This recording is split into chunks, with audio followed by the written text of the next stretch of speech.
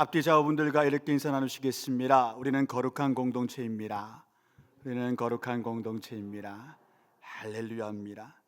마지막 찬양 드리는데 저 찬양을 지으신 분이 하스데반 선교사님이시잖아요. 온누리교회 하용조 목사님의 동생분이신데 작년에 제가 있던 교회에 오셔서 또 담임 목사님이랑 친구가 되셔서 한 이틀 정도 집회를 하셨습니다. 그분에게도 암이 있고 항암하시면서 찬양 집회를 인도하시는 거예요. 그의 형님 되시는 하용조 목사님은 암 수술을 3번 하셨습니다. 투석을 3번 하셔야 됩니다. 일주일에 3번. 그러면서도 오대양 6대주 몸이 닿을 때까지 낫는 거 기도하지 않으셨어요. 이 몸 가지고 사역하기 원합니다. 이 몸 가지고 선교하기 원합니다. 이 몸 가지고 주일날 설교하기 원합니다. 그걸 기도하셨어요. 70이 되기 전에 돌아가셨잖아요. 어떻게 돌아가셨냐 여쭸더니 우리 진안교회 담임 목사님이 반태호 목사님인데 반 목사 내가 좀 지친다. 2부 예배 마치고 오셔서 내가 좀 지쳐. 그래요 목사님? 그럼 어떻게 좀 누구라도 불러올까요? 한번 그래줘 하고 잠깐 나가셨는데 돌아가셨대요. 주일날 설교하시고. 이 가사가 가슴에 저한테는 닿아요. 순교자의 삶. 이 땅에서도 순교할 수 있습니다. 이 땅에서도 주를 위해 죽을 수 있습니다. 꼭 핍박받는 땅 안 가도요, 대한민국 땅에서도요, 주를 위해 죽는 삶 충분히 가능합니다. 제 마음에 너무 이 찬양이 와닿아서 체르빈 찬양 때 한 분 한 분 보면 또 여러분들이 얼마나 또 여기 오신 분들이 얼마나 그렇게 또 귀한지 그런 것이 또 감동이 돼가지고 아유 혼났습니다. 눈물 참는다고. 아무튼 여러분 성령의 사람들이면요 뭔가 달라도 다릅니다. 그거 인정하시겠습니까? 하나님의 사람들은요 뭔가 달라도 다릅니다.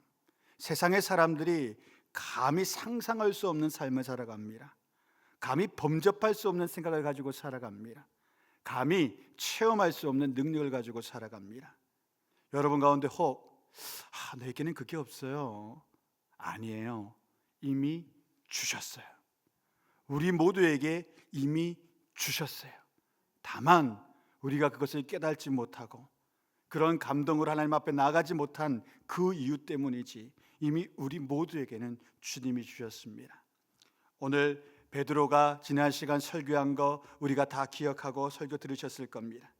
그는 성령의 역사로 하나님의 능력으로 이 베드로는 예루살렘 가운데 설교했습니다. 설교자가 문제는 이것이지요.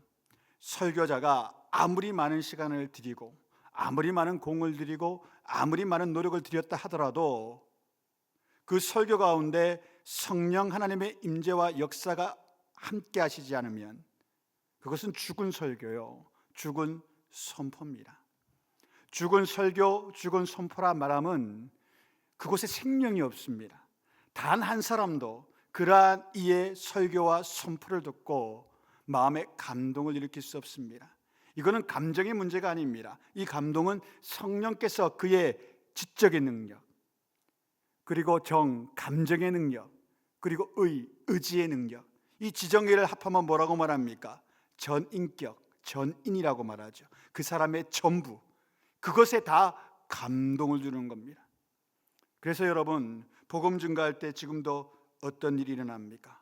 성령의 능력으로 복음이 증거되면 그 사람의 지성이 변합니다. 감정이 변합니다. 의지가 변합니다. 이때까지는 나는 진화론을 믿었고 우연히 생긴 과학을, 그런 세상을 믿었는데 갑자기 복음이 증거될 때 내 생각이 바뀌는 거예요. 하나님이 계시는구나. 그리고 감동이 옵니다. 그 하나님이 내 하나님이시구나. 그럼 내가 이제 어찌할꼬? 그분의 말씀대로 살아야지. 전인격적인 변화가 바로 이것입니다. 우리가 예수 그리스도를 만났습니까? 라고 말했을 때 이것을 묻는 겁니다. 당신의 지와 정과 의가, 지적인 부분과 감정의 부분과 의지의 부분이 완전히 변하셨습니까? 그것이 변하지 않았으면 아직 구원받지 못한 것이지요. 전인적인 변화, 그것을 말하는 겁니다. 베드로가 오늘 그러한 설교를 준비했습니다. 지난 시간 우리가 살핀 것처럼 그러한 설교를 했습니다. 120명의 문도와 함께 마가의 다락방에서 성령의 강구를 힘써 기도했습니다. 그래서 혀가 갈라지는 불의 역사가 그 모든 사람들에게 임했습니다. 베드로가 불을 안고 그곳 가운데서 밖으로 뛰쳐나갔습니다. 그리고 그곳 가운데 그들이 방언의 역사로 각양의 언어로 말하고 찬미하고 하나님의 천국 복음을 증가하기 시작했습니다. 디아스포라 유대인들, 6월 오순절을 위해서 올라온 모든 팔레스티나의 땅, 그리고 저쪽 이라크 페르시아 땅에서 온 사람들, 그리고 갑바도기아라고 말하는 저 흑해 연안의 사람들, 그리고 마케도니아 사람들, 로마에서까지, 그리고 북부 아프리카 구레네에서까지 사람들이 가득히 모여 있었습니다. 수백 가지의 언어가 있었습니다. 그런데 그들이 각양 언어로 말하기 시작합니다. 사람들이 그 이야기를 듣고 기이 여길 때 베드로가 나가서 설교했습니다. 영적으로 설교하기 시작했습니다. 마치 사자가 표효하는 것처럼 베드로는 설교했을 것입니다. 왜? 그 안에 뜨거운 성령의 열기가 식지 아니하고 가득하여 정말로 불을 뿜듯이 말씀을 증거했을 것입니다.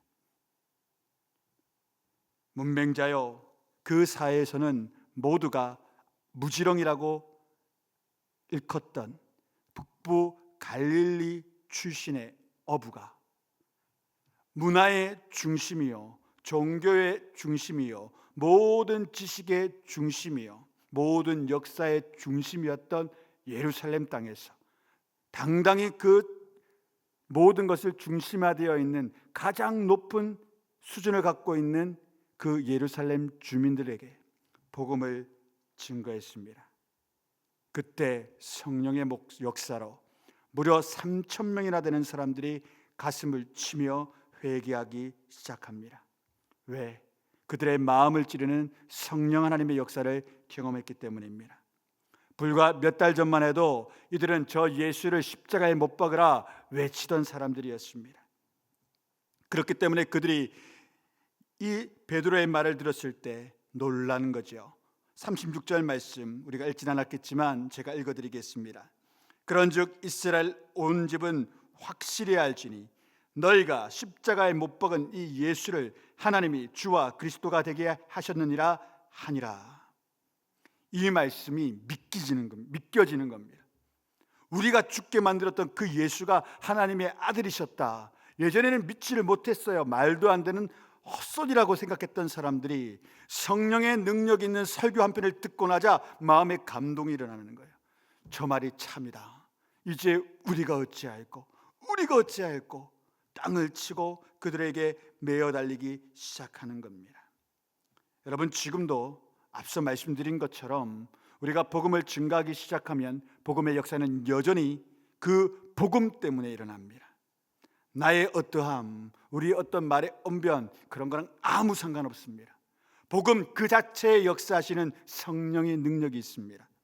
그래서 거리로 나아가 우리가 정말로 원색적인 복음을 주님께 증거하기 시작하면 열매가 맺힙니다. 아니, 맺힐 수밖에 없습니다. 하나님의 말씀 그 자체는 사람의 영과 골과 그 골수를 쪼개는 능력이 있는 검이기 때문입니다. 우리가 그것을 믿어야 됩니다. 우리에게 이미 주어졌다니까요, 그 능력과 그 은혜가. 그래서 복음 증거로 나가보면 저도 깜짝깜짝 놀랄 때가 있습니다. 믿겠대요. 이게 믿깁니까? 라고 물을 때도 있어요. 믿긴대요.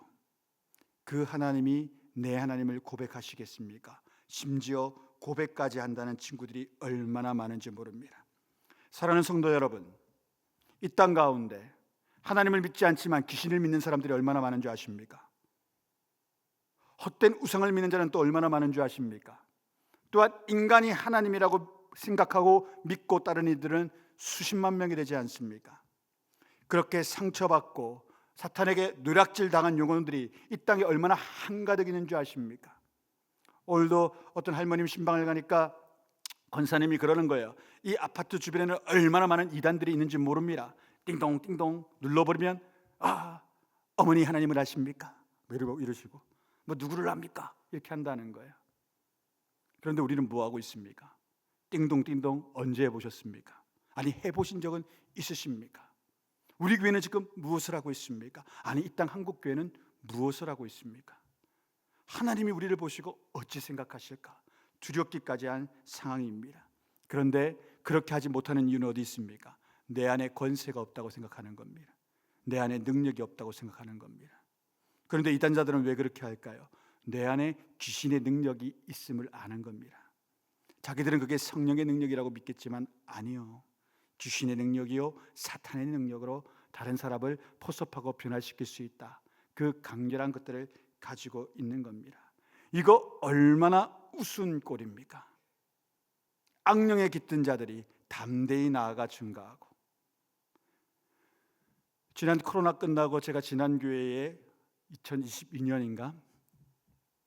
네, 2022년에 부임을 했습니다. 그 교회도 너무나도 힘이 잃었어요. 개별 신방을 합시다 할 때 아무도 안 받겠대요. 목사님, 저희들 예전에는 그랬지만 코로나 영향으로 개별 신방 못 받습니다. 4년 전이었어요. 그리고 정말 열심히 있는 안드레 전도대라는 전도대가 있었어요. 근데 교회 안에서도 그분들이 핍박받았어요. 어떤 핍박을 받았냐? 요즘에 노방전도가 되니? 그거 좀 하라고, 나오라고. 좀 왜 그들이 하기 시작하면 항종 집분자들이 안 나오면 안 되거든요. 그래서 좀 내가 하기 싫으니까 니들도 좀 안 했으면 좋겠어. 그런 권사님들이 제법 있었어요. 그래서 하지 않았으면 좋겠다, 막 그렇게 이야기를 해요. 근데 그 권사님들이 그래도 해야 돼요. 그런데 어떤 일이 벌어졌냐? 우리가 뭐에 충격받았냐? 거기가 방배동이 과천이 신천지의 본산이잖아요. 그냥 도로 하나로 10분이면 금방 왔다 갔다 해요. 안 막히면. 신천지 애들이 매번 그 지하철역 앞에서 항상 전도를 하는 거야. 코로나인데. 코로나 때 걔들이 얼마나 억압받았는지 알잖아요. 억압이 아니고 얼마나 나쁜 짓을 했는지 알잖아요. 막 사상법도 안 지키고 막 그래가지고. 근데도 당당하게 우리 신천지입니다 하고 막 포교하고 돌아다니는 거예요. 이거 큰일 났다, 안 되겠다. 그래서 제가 그때 전도대를 맡았기 때문에 무조건 나갑시다. 무조건 나갑시다. 그래서 가가지고 저번에도 한번 말씀드렸지만 싸우는 거예요. 신천지가 먼저 와 있어도 우리가 어거지를 썼어요. 여기는 우리 땅이야. 아니에요. 그 빌딩 앞은 다른 사람 땅이에요. 그런데 우리 땅이야. 그게 무슨 소리야? 이거 당신들 소유야? 아니 그게 아니고 우리가 여기를 매일 와.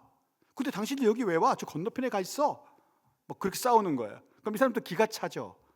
그 사람도 대한민국 국민이니까 이제 권리를 발휘할 수밖에 없잖아요. 어떻게?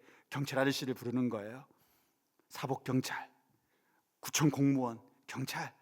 그래도 전부 다 권사님들이 잡아가라면 잡아가세요. 이런 심정으로 우리가 조서도 다 꾸며드릴게, 고발하려면 고발하세요. 이런 식으로 말을 하기 시작했어요.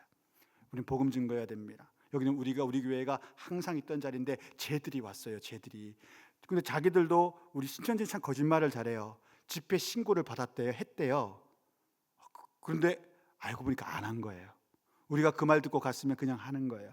집회 신고 그렇게 안 해주거든요. 종교 복음 증거를 그렇게 하라고 하지 않습니다. 그런데 그런 일이 일어나는 거예요.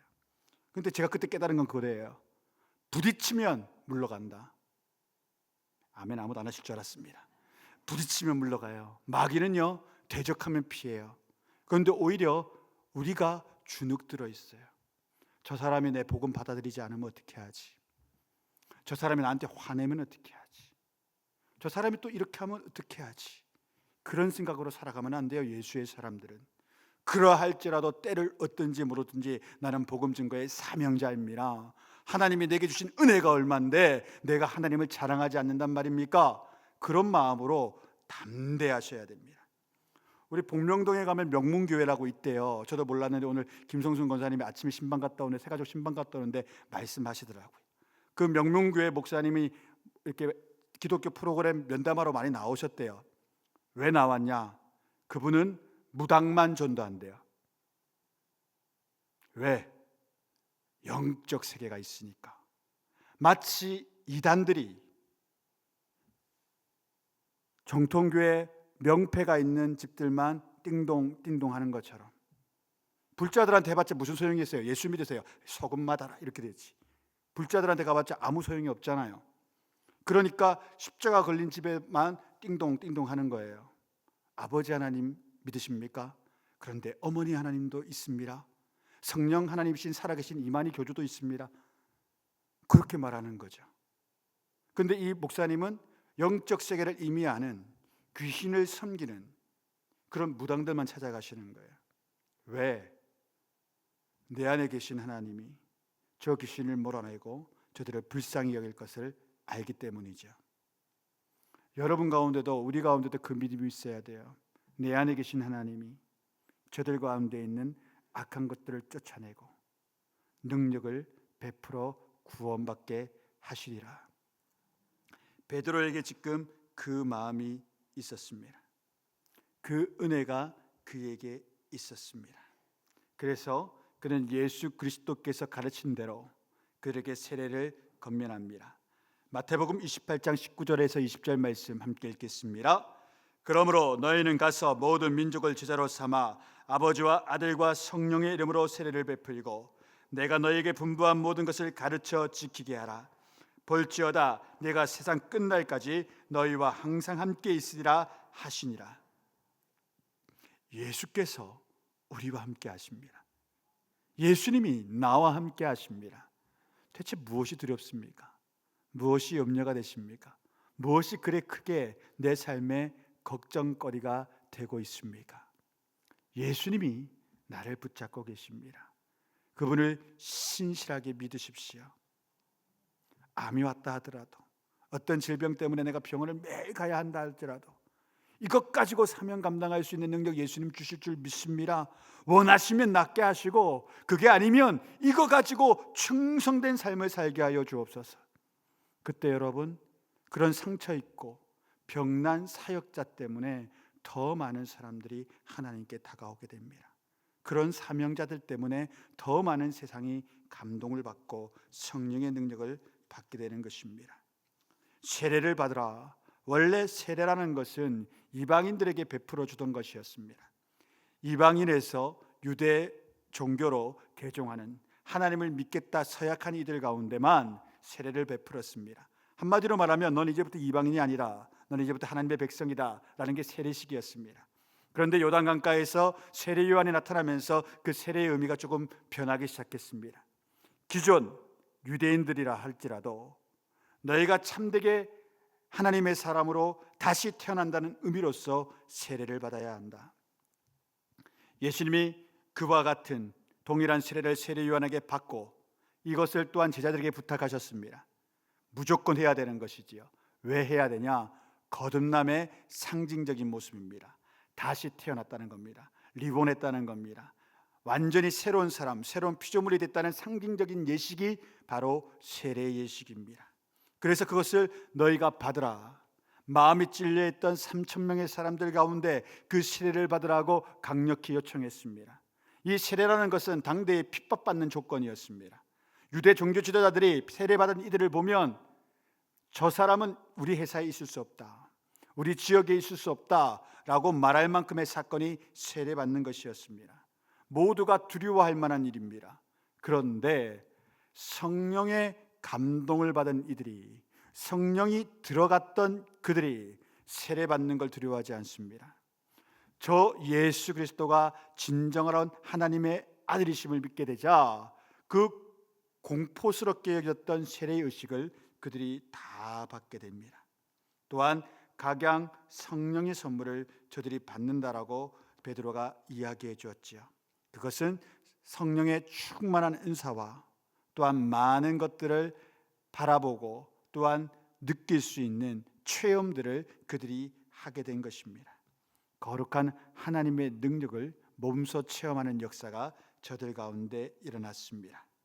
그래서 일어난 현상이 41절부터 43절까지의 현상입니다. 함께 읽습니다. 그 말을 받은 사람들은 세례를 받으며 이날에 신도의 수가 3,000이라 더하더라. 그들이 사도의 가르침을 받아 서로 교제하고 떡을 떼며 오로지 기도하기를 힘쓰니라. 사람마다 두려워하는데 사도들로 말미암아 기사와 표적이 많이 나타나니. 그들이 처음 세례를 받고 했던 첫 번째 일은 바로 사도들의 가르침을 받는 일이었습니다. 왜 그렇겠습니까? 예수께서 세례를 베풀고 내가 너에게 분부한 모든 것을 가르쳐 지키게 하라셨기 때문에 예수님의 말씀을 먼저 가르쳤습니다. 초대 교회 공동체가 제일 처음 한 일은 그들에게 복음을 증거하여 죄 사함의 능력을 얻게 하고 세례를 베풀고 그 다음에 그들이 이제 칭의 뭡니까? 하나님으로부터 의롭다 하심을 입었던 그 구원받은 상태에서부터 제일 첫 번째 했던 일은 다른 게 아닙니다. 가르치는 일이었습니다. 여러분 어떻게 양육받아 오셨습니까? 아니 어떻게 하나님의 말씀을 배워 오셨습니까? 얼마만큼의 성경 지식과 성령의 능력과 기독교에서 말하는 교리를 잘 이해하고 계십니까? 목사님 저는 배운 바가 없어요. 학교도 제대로 못 나왔고 그렇기 때문에 나는 그런 거 잘 몰라요. 그런 건 괜찮아요. 하지만 성경을 얼마나 알고 있습니까? 얼마나 하나님을 알려고 애쓰고 계셨습니까? 우리 교회가 가르치지 못했습니다 라고 하면 기도하셔야 돼요. 하나님 우리 교회의 양육이 가득한 교회 되기를 원합니다. 풍성한 가르침이 있는 교회 되기를 원합니다. 우리 목사님들과 그런 리더들 가운데 그런 영성, 가르치는 은혜를 더하여 달라고 기도하셔야 됩니다. 가르치는 일이 첫 번째입니다. 예수께서 무엇을 가르쳤는지도 모르는데 어떻게 예수님 말씀대로 살 수가 있겠습니까? 사도들이 끝없이 그들을 가르쳤습니다. 그때 그들이 무엇을 했냐? 그런 다음 서로 교제했습니다. 예수는 나 혼자 믿겠습니다. 신앙생활 나 혼자 하겠습니다. 이 말씀 그대로 하면 그는 그리스도인이 아닙니다. 그는 그리스도인인 척하는 사람입니다. 나는 나 혼자 있는 게 좋습니다. 그도 똑같은 사람입니다. 말씀을 못 믿는 사람입니다. 그 한 가지만 못 믿을까요? 그 하나에서부터 출발하여 내 마음에 내키는 것만 믿을 겁니다. 그런 분들이 어떤 일을 벌입니까? 교회에 분란을 만듭니다. 참된 크리스찬이 아니니까 그렇게 되는 거지요. 모이기를 힘쓰고 교제하고 떡을 떼었습니다.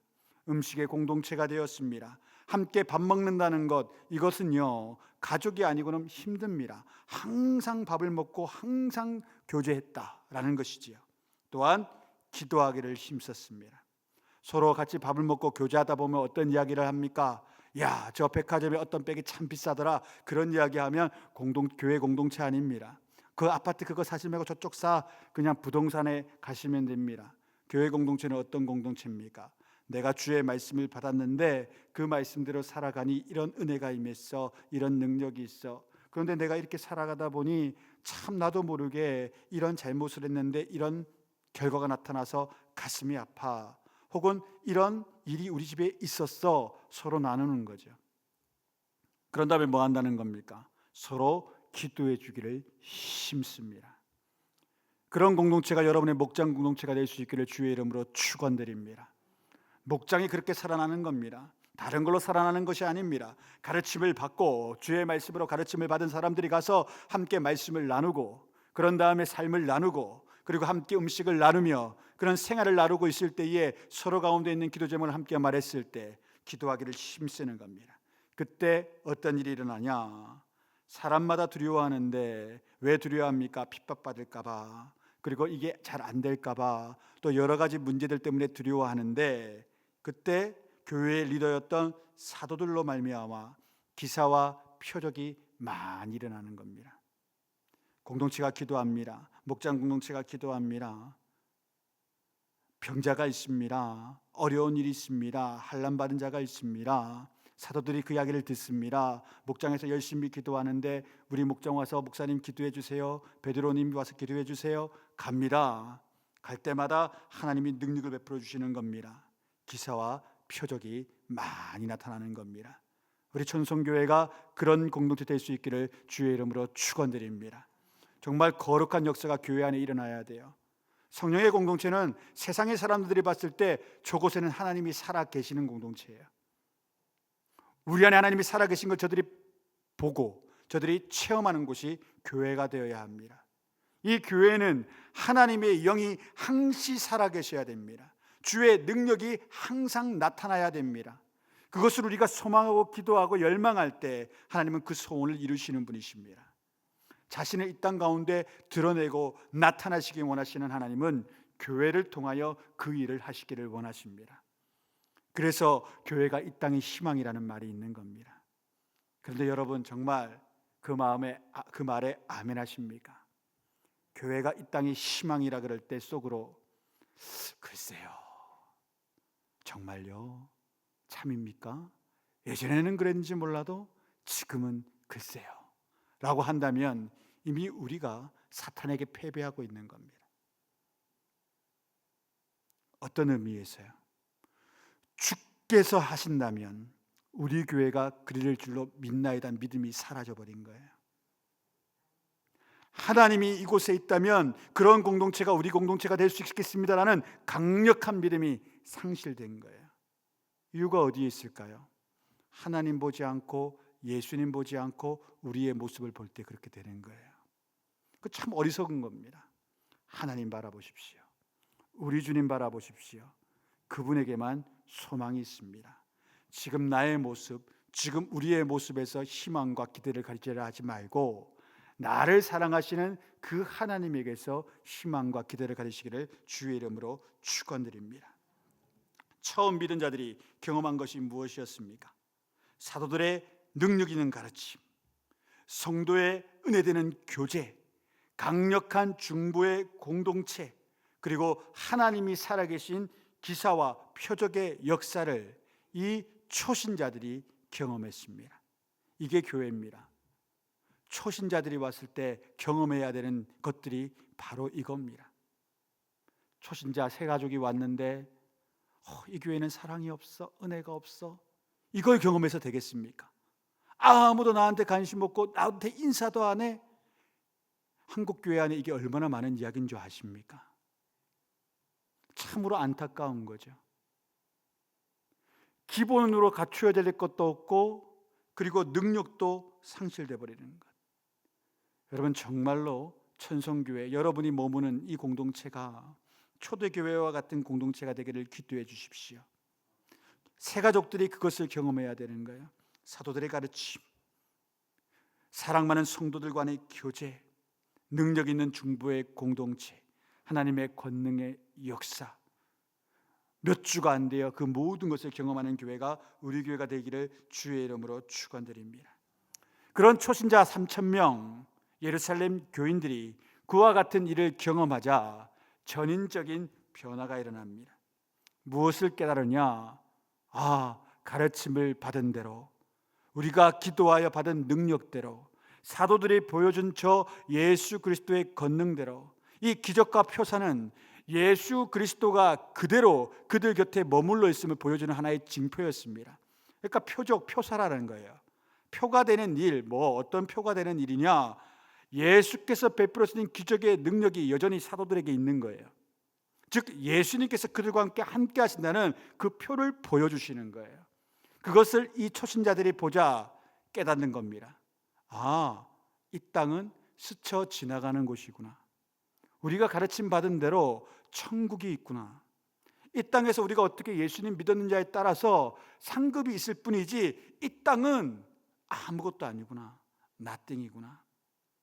그래서 아까 우리가 찬양 가사 부른 것처럼 십자가의 길을 걷는 자에게, 순교자의 삶을 사는 이에게 그 삶이 저들에게도 가능했던 겁니다. 다른 것은 아무 가치가 없어요. 주님 따르는 것만이 최고의 가치요 전부인 거예요. 그 외의 것은, 이런 말씀은 좀 안 되지만, 쓰레기예요. 시궁창이에요. 사도 바울은 배설물이라고 말했죠. 그냥 하는 말이 아니에요. 그 모든 게 진짜 시궁창이고 쓰레기같이 보이는 게 아니고 정말 그런 거예요. 하나님의 백성들이 이걸 깨닫지 못하고 이걸 비유적인 말로 알면 큰일 나는 겁니다. 비유적 표현이 아니에요. 세상의 것을 추구하는 것 쓰레기예요. 시궁창이에요. 배설물이에요. 오로지 신령한 하나님의 은혜, 십자가 도를 붙잡는 것, 그것이 하나님께서 우리에게 허락하신 유일한 길입니다. 그런데 예수님의 사람인 우리들이 그것을 무시하면 예수님 말씀하신 것처럼 세상에 밟히는 소금이 돼요. 죄송한 말이지만 지금 우리 한국교회가 그런 모습을 너무 많이 보이죠. 능력이 상실되고 자랑할 것은 교회의 큰 건물, 얼마나 많은 성도가 있는지, 성령의 능력들은 다 상실되어 버리고 조금 안타까운 게 그런 겁니다. 목회자로서 부흥하는 교회 가보면 자본의 능력으로 교회가 성장한다는 느낌을 받을 때가 너무 슬퍼요. 이단들도 그럴 때가 있거든요. 근데 우리 교회들이 그런 것 같아서 너무 슬플 때가 있어요. 찬양 잘하는 목사님 섭외해 와서 몇 천만 원 연봉 주고, 그럼 찬양 집회가 잘 될 수밖에 없죠. 악기하는 분들 다 전공자 데리고 와서 한 타임마다 30만 원씩 주고 악기 연주하고, 그럼 찬양이 은사가 있죠. 싱어들 한 타임 할 때마다 50만 원씩 드리면서, 그러면 퀄리티가 확 올라가죠. 전공자들이 오는데. 그리고 의리의리한 음향시설과 그런 것들을 미리 다 갖추죠. 콘서트장에 온 것 같아요. 그래서 사람은 많이 있어요. 근데 그 지역에 가서 물어본 적도 있어요. 저 교회가 여러분에게 무엇을 해줍니까? 자기들끼리 그냥 그런 것 같습니다 라는 말을 들을 때 무서워져요. 제가 너무 비판적인지도 모르겠습니다. 그런데 그런 함정에 빠질 때가 많이 있어요. 그게 하나님의 능력이라고 착각할 때도 많이 있어요. 저는 그런 점에서 저희 찬양팀이 너무 좋아요. 너무 감사해요. 하나님의 능력들이 임해야 됩니다. 오늘 우리가 이 말씀을 읽을 때 이들이 44절 45절에 보면 하나님의 능력을 입었던 사람들이 이렇게 살아가기 시작합니다. 44절 45절 함께 읽습니다. 믿는 사람이 다 함께 있어 모든 물건을 서로 통용하고 또 재산과 소유를 팔아 각 사람의 필요를 따라 나눠주며, 이 땅에 아무것도 아닌 사람들이에요. 그러니까 이게 가능해요. 이게 어떻게 가능하냐? 이 땅이 아무것도 아니니까, 내 것 아무 소용없으니까, 천국이 전부니까. 지금도 이런 공동체가 여전히 있습니다. 한국 땅이 없다고 해서 여러분 착각하시면 안 됩니다. 지금도 이런 공동체가 세계에 도처에 깔려 있습니다. 성령의 능력으로. 핍박받는 교회만 그런 거 아니에요. 제가 존경하고 사랑하는 김명수 목사님, 김명수 선교사님이라는 선교사님이 계셔요. 일본의 게이오 대학의 공대에 그냥 예수 안 믿는 청년이 유학을 갔어요. 근데 동경에서 누군가에게 전도를 받았어요. 그런데 청년 시절에 예수를 믿기 시작한 거예요. 일본에서. 그러면서 주의 성령이 그렇게 부어지는데, 너는 일본 땅을 위해 내가 택한 자라 음성을 들어버린 거야. 그래서 일본 땅에서 대학 그냥 그만두시고 그쪽에 있는 신학교 들어가가지고 선교사를 시작하시는 거예요. 진짜 맨 땅에 헤딩이시죠. 아무 교회한테도 요즘 말하는 선교비를 지원받지 않으셨어요. 그냥, 왜냐하면 교회를 모르셨으니까. 한국 교회에 한 번도 참여된 분이가 없는 분이 일본 가서 은혜 받아서 선교를 시작하시니까. 그렇게 해가지고 그 히로시마에 있는 곳으로 옮겨서, 히로시마 대학도 굉장히 유명한 대학이거든요. 거기에 있는 대학생들 한 명 한 명, 한 해에 한 명 한 명 한 명. 그래갖고 한 10년 사역하셨는데 15명을 전도하신 거예요.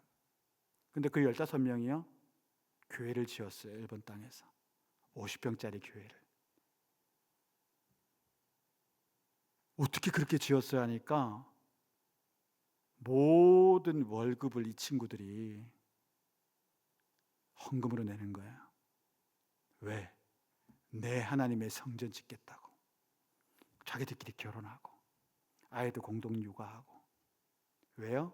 성령 하나님이 그들 속에 계시니까. 한 번은 거기 교육자들하고 한번 미팅을 한 적이 있어요. 제가 2박 3일 동안 남해안 근방 이렇게 같이 모셔다 드리면서 막 부산의 역사도 이야기해드리고 막 그랬는데, 제가 어릴 때 좀 만화책을 읽었나 봐요. 막 슬램덩크 막 이렇게 몇 가지 제가 이름을 딱 말했거든요. 일본 문화 내가 안다고 한 6가지 만화책 이야기를 딱 하니까 저한테 이렇게 말한 거예요. 오타쿠.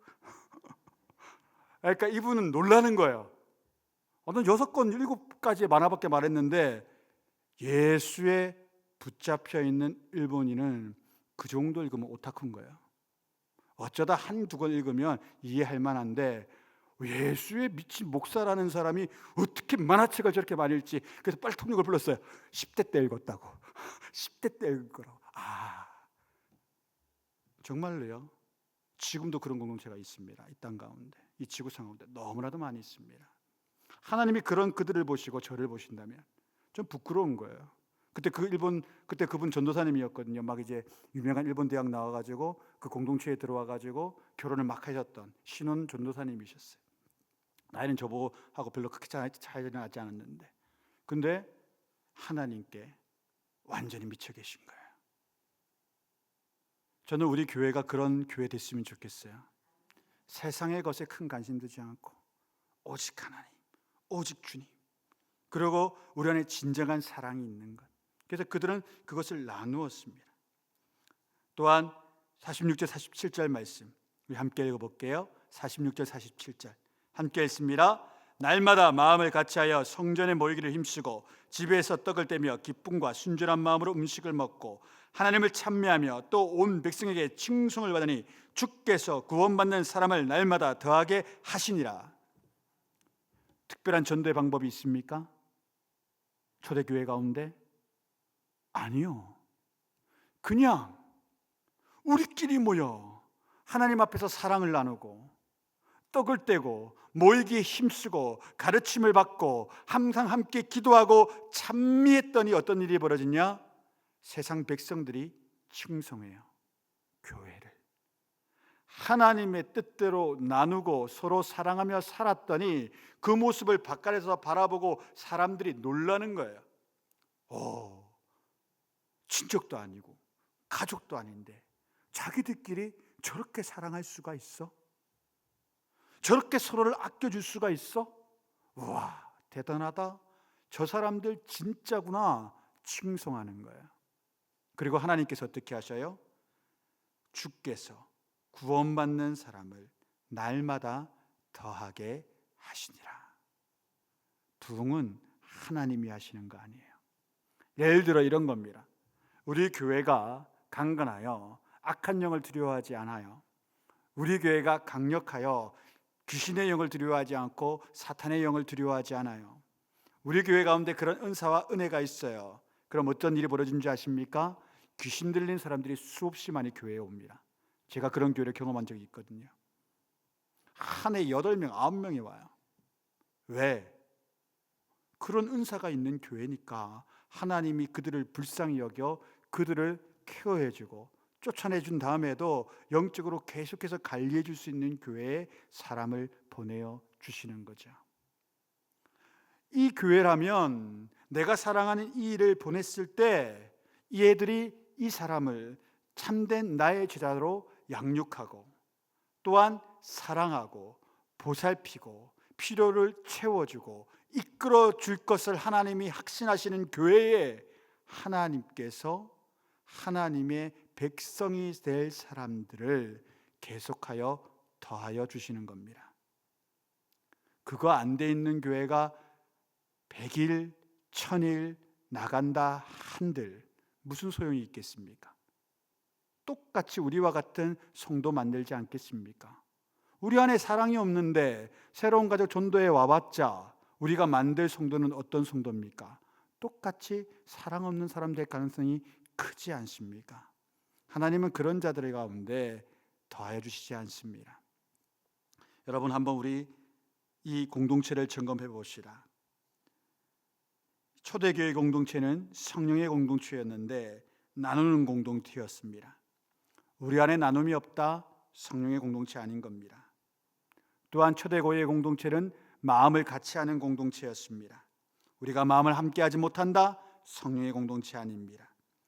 모이기에 힘쓰는 교회였습니다. 모이기를 싫어하는 공동체다, 성령의 공동체 아닙니다. 함께 집에서 만나 음식을 나누며 삶의 기쁨을 나누는 공동체였습니다. 그런 기쁨의 나눔이 없고 함께 집에 모이지 아니한다, 성령의 공동체가 아닌 겁니다.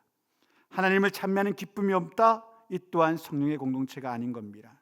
이 말 들을 때 우리 가운데 찔림이 있을 겁니다. 담임 목회자인 저에게도 찔림이 있습니다. 그런데 크게 염려하지 않습니다. 왜요? 하나님께서 우리를 바꾸실 것이기 때문입니다. 우리는 우리 스스로 바꿀 능력이 없습니다. 주의 성령께서, 하나님께서 우리를 바꾸시는 겁니다. 사랑하는 성도 여러분, 아까 말씀 가운데 사도들로 인하여 이적과 표사가 많이 일어났다라는 말씀을 우리가 함께 읽었습니다. 오늘 제가 말씀을 준비하는데 이 말씀 설교 원문까지는 그런 내용을 못 실었어요. 근데 30분 전에 이게 갑자기 하나님께서 떠오르게 하시는 거예요. 이 말씀이 턱 하고, 임 목사야 왜 그런 줄 아냐? 왜 사도들을 통하여 이적과 표사가 많이 일어난 줄 아냐? 저들이 그 초대교회 공동체의 새 가족들을 얼마나 아끼고 사랑했는지 아냐? 저들 안에 이적과 기사가 일어나지 않으면 믿음 잃을까 봐, 저 불쌍한 사람들의 눈이 띄려지지 아니하면 그게 너무 힘들까 봐, 저 병이 고쳐지지 아니하면 얼마나 힘들까, 그 고민을 내 사도들이 했기 때문이다. 오늘 오후에 저희 임 집사님이라는 집사님을 찾아갔습니다. 우리 김한나 목사님과 함께. 녹내장 때문에 눈이 안 보이시게 됐어요. 작년 5월부터.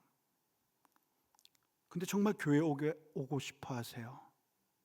그런데 남편 되는 성도님도 아니시죠. 어르신은 85세신데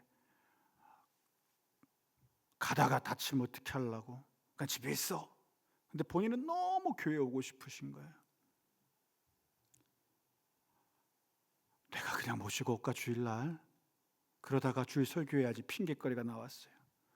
누구한테 부탁하지? 이 말 하는데, 이 생각을 하는데, 부탁하면 전부 다 싫어할 것 같아. 부탁하면 전부 다 뭐 이런 걸 나한테 하라고 그래. 이러다가 만약에 저 어르신이 다치면 다 내 책임 아니야? 이러실 것 같고. 근데 너무 마음이 지금은 힘든 거야. 우리 공동체가 이런 분이 나타났을 때 모두가 다 일어나서 제가 섬기겠습니다. 목회자의 마음에도 금방 어떤 분이 생각나서 이분한테 말씀하면 좋겠다 하는 공동체. 그게 안 되면 저라도 섬길 수 있다고 담대하게 좀 말할 수 있어야 되는데 저도 비겁하게 설교 핑계대고. 멀리도 안 사세요. 이 그린빌 주공 아파트. 그냥 건강한 사람 걸어오면 2분 거리. 근데 작년부터 올해까지 교회를 못 오셨어요. 아무도 손잡아 주는 사람이 없어서. 주여, 여러분, 우리 울 거 정말 많이 있습니다. 회개할 일 정말 많습니다. 성령께서 우리를 보시고 얼마나 한탄하실까요? 나를 보고 저를 보고도 한탄하시는 거예요. 우리가 이 교회의 모습들을 바꾸어 갔으면 좋겠습니다. 걱정 근심 다 덜어놓고 사랑하는 공동체 되기를 원합니다. 성령 하나님의 역사 있는 공동체 되기를 원합니다. 누가 먼저 하는 공동체, 누가 가서 좀 해주면 좋겠다는 공동체가 아니라 주여 우리가 함께 하겠습니다라는 공동체 되었으면 좋겠습니다. 제가 여러분을 나무라는 게 아닙니다. 무엇을 원하고 싶으냐? 우리 안에 그런 마음들이 가득하기를 성령님께, 하나님께 빌어야 합니다. 누구에게 책임을 전가하는 공동체가 아니라 그것이 내 사역이 되는 공동체가 되기를 소원하셨으면 좋겠습니다. 우리가 정말 교회를 위해서 많이 울어야 됩니다. 누구 때문에 그렇게 된 게 아니에요. 나 때문에, 저 때문에, 담임 목사 때문이에요. 또 여러분 때문이에요. 서로가 서로를 향하여 나 때문이라고 생각하셔야 돼요. 교회의 문제를. 그때 저 사람이 저랬어야 돼, 그때 그이가 그랬어야 돼. 아니에요. 지금 우리의 문제예요. 나의 문제예요. 우리 교회 가운데 하나님 아버지 그런 소외된 자가 한 사람도 없기를 원합니다. 제발 하나님, 우리가 그러한 이들을 끌어안고 눈물 흘리고 위로하는 공동체 되었으면 좋겠습니다. 그래서 하나님께서 저에게 요구하시는 게 그거였어요. 너 성도 한 명 한 명을 정말 귀하게 여겨라. 베드로가 그랬던 것처럼, 바울이 그랬던 것처럼 한 사람 한 사람을 너 말 그대로 전심을 다해서 섬기고 전심을 다해서 기도해라. 그런 종 될 수 있도록 여러분도 저를 위해서 중보해 주시고, 저도 여러분을 대신하여 전심으로 여러분의 삶과 가정을 위하여 축복하겠습니다. 사랑하는 여러분, 우리가 기대했으면 좋겠습니다. 이 교회 공동체에 우리가 참여하고 있음에 하나님의 능력과 은혜가 충만하리라는 기대, 저는 정말 그 꿈을 꾸거든요.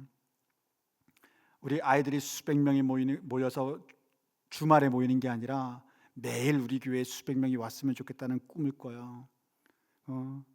우리 어른들은 말할 것도 없고 아이들이 매일매일 모이는 교회, 항상 꿈꿨던 교회거든요. 항상 기도하고 있습니다. 이루어지나 안 이루어지나 지켜보세요. 하나님께서 주신 꿈은 반드시 이rum을 받는 걸 내가 경험했기 때문에 말씀드립니다. 은혜의 하나님께서 여러분에게도 꿈을 꾸게 하실 겁니다. 오늘 이 밤 여러분 꿈을 꾸셨으면 좋겠어요.